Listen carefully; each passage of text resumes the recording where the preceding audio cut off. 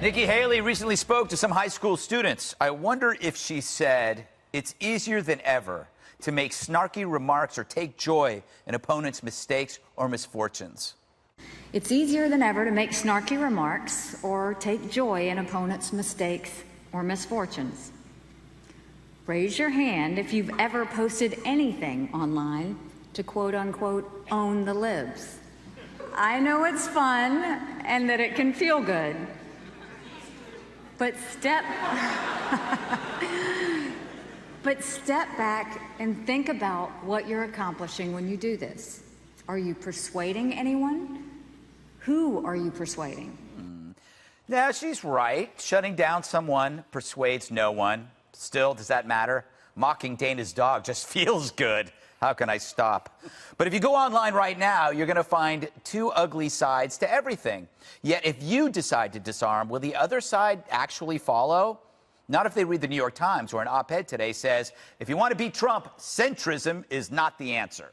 Urging Times readers to veer left is like asking Trump to use bigger capital letters. Fact is, social media is getting way worse. On Twitter, blue-check celebrities just attacked one of their own, actor Mark Duplass, for just complimenting Ben Shapiro. Right now, the left seeks scalps by mobbing people online for speech and ideas. It's digital warfare unleashed. And so, now you see the right fighting back. But there's a debate among that side. Do you take the high ground when you're attacked, or do you return fire? It's mutually assured destruction. You smear me, I smear you, so maybe let's stop smearing each other. But at some point, we need to fire Twitter from our lives. It's now a tool of vengeance, employed by mobs for cheap thrills. So, Jack, you're the CEO, and your company is now nothing more than an online supermarket for people selling torches and pitchforks? It's disgusting. Why not give it a rest for a day? Shut it down. Look for a solution. As loud as Twitter can be, silence can be louder and more eloquent. Thoughtful, Dana? Well, it was very thoughtful. I love Nikki Haley's speech, but I just had this visual of President Trump calling Jack Dorsey into the cabinet room of the White House and reaching across the desk and saying, "You're fired."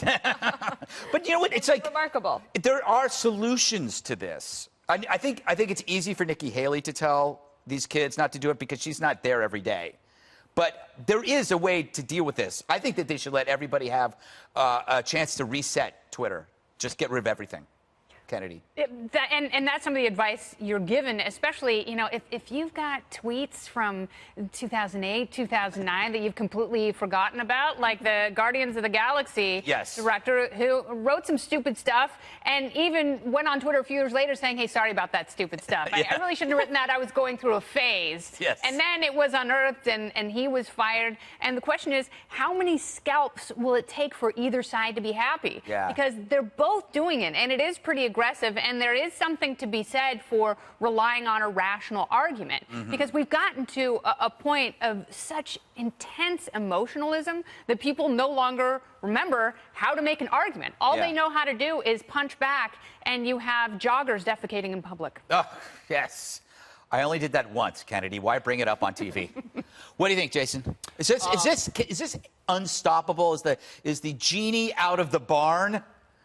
Well, in Europe, they're actually dealing with the right to be forgotten. I love that. Can you go to a place and say, you know what, I get to erase that part? And what I think we as a society, on a serious note, really have to think about is how do we deal with minors? Because you got 12 and 13-year-olds signing user agreements to go ahead and be out there and post all these photos. How is it that somebody hasn't sued the living daylights out of all these social media companies and won for accepting a 12-year-old's, use of rights and posting up all those photos? And I think when you're making a decision and you're underage, you can really have to live with that the rest of your life. Is that going to affect you in your job and everything else? There's some big questions society has to answer. And I that's think, one by of the them.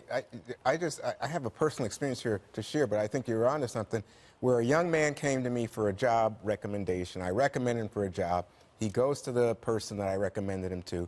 Then the person calls me several days later and says, have you ever seen this guy's Twitter and social media account? It's Did like, you say I don't even know how?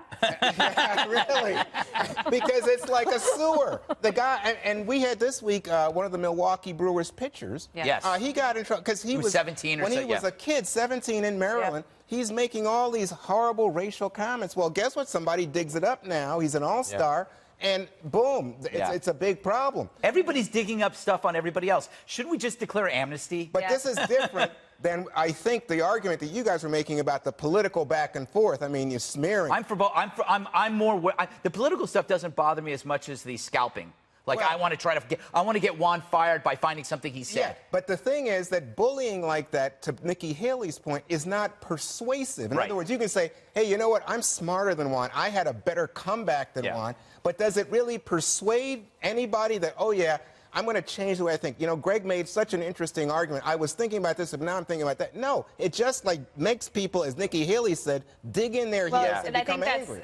I think that is embodied in the partisanship of the country today, or the polarization, because the numbers are actually, you know how you were doing this? Yeah. I think they're remarkably steady. I think that everyone has basically gone to their side. Yeah. And there's only about 9% of independent voters left. So when you go like this, can I come over? Yeah. Give me a back rub? Or when you smear, I get the Smucker's But jelly. are they the ones in charge? Are the independents the ones who decide? Because Depends the on how ones close the election are is. really not committed to either side, because both sides are so dug in. I don't know, And, like, and if Republicans lose, are they going to be as upset as Democrats? I remember when Ann Coulter, a few years ago, maybe it was in the 2012 presidential election, she said, who cares about the independents? Just try to turn your base out. And I, you know, of course, the RNC was like, oh, my gosh, if we do that, we won't win. They did it in 2012, but they did in 2016, but with two very different candidates. So I don't know. I don't know either.